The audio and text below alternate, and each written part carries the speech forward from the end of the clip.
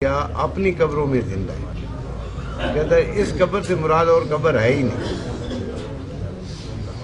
تو اس سلسلے میں آپ سے وضاحت۔ بسم اللہ الرحمن الرحیم۔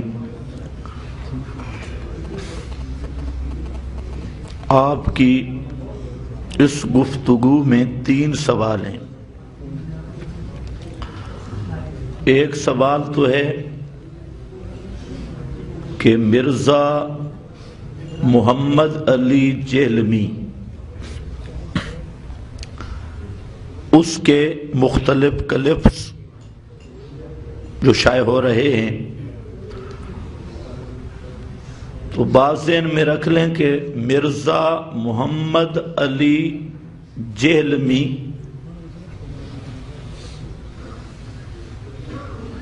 سب سے بڑا جاہل، مکار اور فراڈی آدمی ہے جی، اور بالکل ان پڑھ ہے، اور قرآن مقدس کا تو اس کو فہم دور تک بھی حاصل نہیں۔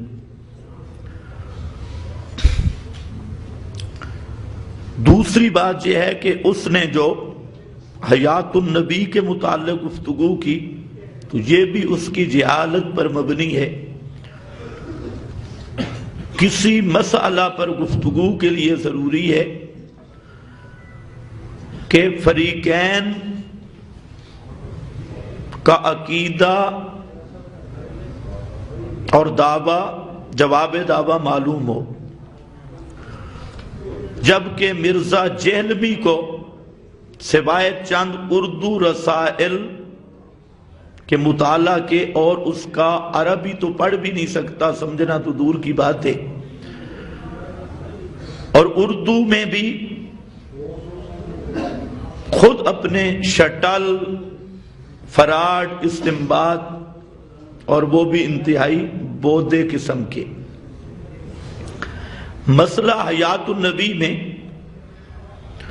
جو اصل مابین نزاع ہے وہ 3 چیزیں ہیں۔ ایک چیز یہ ہے کہ حضرات انبیاء کرام علیہم السلام پر جو موت کا ورود ہے یہ حبس روح کے ساتھ ہے یا انفقاق یا اخراج کے ساتھ ہے۔ پہلا مسئلہ یہ ہے کہ ہم یہ کہتے ہیں کہ موت کا ضابطہ اور قانون یا حقیقت موت عرفی کی سب کے لیے ایک ہے، اور وہ ہے روح کی بدن سے جدائی۔ اور نمبر 2، یہ جو روح بدن سے جدا ہوئی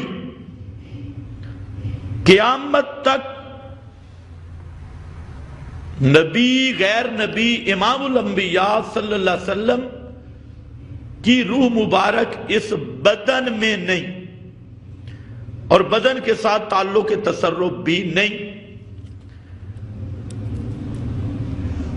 جبکہ جو فریق مخالف ہے وہ پہلے تو اخراج روح کا ہی قائل نہیں، وہ کہتے ہیں کہ اندر بند ہوئی روح۔ پھر جو اخراج روح کے قائل ہیں وہ کہتے ہیں جیسے احمد رضا خان ہے یا ہمارے بعض اہل بدعت دیوبندی للڑ، وہ یہ کہتے ہیں کہ روح پھر واپس آ گئی اور ارواح انبیاء ان کے اجساد مبارکہ کے اندر موجود ہیں۔ ایک آن کی آن موت طاری ہوئی، پھر روح کو واپس کر دیا گیا، اور اس وقت ارواح انبیاء اجساد عنصریہ کے اندر موجود ہیں۔ دوسری بنیاد یہ۔ تیسرا یہ کہ موت کے بعد عادتاً سما ہے یا نہیں، یعنی میت میں چاہے نبی غیر نبی ہو اس میں سننے کی صلاحیت ہے یا نہیں۔ ہم کہتے ہیں کہ میت میں سماع کی صلاحیت نہیں ہے کیونکہ اسباب نہیں. ہاں اللہ رب العزت اگر کسی کو کوئی بات چاہے کسی میت کو سنوا دے، یہ اللہ تعالیٰ کی مشیت اور قدرت ہے، یہ خرق کی عادت ہوگا، باقی عادتاً کسی میت کے لیے سماع نہیں. اب مرزا جیلمی سے ہمارا سوال ہے کہ یہ جو 3 چیزیں میں نے بیان کی کہ انبیاء کی موت کا بھی وہی ضابطہ ہے، اخراج روح، انفقاق روح والا، اور نمبر 2 قیامت تک نبی کی روح بھی نبی کے جسد عنصری میں واپس نہیں آتی اور عادتاً سماع نہیں انبیاء غیر انبیاء کا. تو مرزا سے ہمارا سوال ہے 17 حدیثیں تجھے معاف ہیں، صرف ایک حدیث صحیح سند کے ساتھ جس کا یہ مطلب ہو کہ انبیاء کی ارواح نہیں نکلتی، یا جس کا یہ مطلب ہو کہ ارواح مبارکہ انبیاء کرام کی دفن کے بعد پھر ان ابدان عنصریہ کے اندر موجود ہوتی ہے باسند صحیح. صرف ایک حدیث پیش کر دے. مرزا جیلمی کیا اس کا دادا مرزا قادیانی بھی قبر سے نکل آئے تو وہ بھی ایسی روایت پیش نہیں کر سکتا. اور ہمارے ان 3 سکوں پر 100 آیت قرآن مقدس کی موجود ہے، 100 آیت. لیکن اب آپ خود اندازہ کر لیں جی عنایت اللہ شاہ صاحب سے پہلے یہ مسئلہ نہیں تھا تو ہاں قرآن عنایت اللہ شاہ صاحب سے پہلے آیا یا بعد میں آیا؟ یہ مسئلہ تو قرآن میں ہے اور پھر صحابہ کی زبان سے ہے اور خود رسول اللہ صلی اللہ علیہ وسلم کی جو آخری دعا ہے اللہم اسألک الرفیق الاعلی اللہم اجعلنی بالرفیق الاعلی اللہم الحقنی بالرفیق الاعلی. مرزا جیلمی ابلیس کو ان کا میرا خیال ہے پتہ ہی نہیں 10 حدیثیں کٹھی کڑی ہیں رفیق اعلیٰ کی. اور رفیق اعلیٰ کیا ہے؟ تمام محدثین متفق ہیں المکان الذی یسکنون فیہ ارواح الانبیاء. اور خود بخاری میں ہے یا ابتا من جنت الفردوس مأوا کہ وہ رفیق اعلیٰ جنت الفردوس ہے. اور یہ بھی بخاری میں ہے کہ جنت الفردوس کا لنٹر اللہ کا عرش ہے.